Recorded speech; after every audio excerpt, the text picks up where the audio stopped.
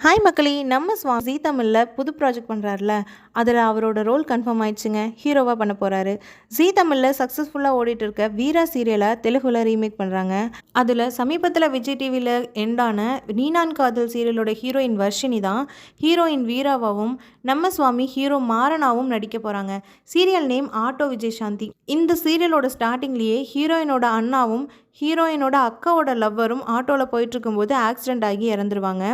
ஆனால் தமிழில் இவங்க 2 பேரும் தான் ஆட்டோவில் போகிற மாதிரி காட்டுவாங்க. தெலுங்குல ஹீரோயினோட அக்காவும் அவங்க கூட போகிறாங்க. அவங்களுக்கும் ஆக்சிடென்ட் ஆகிற மாதிரி ப்ரமோவில் காட்டியிருக்காங்க.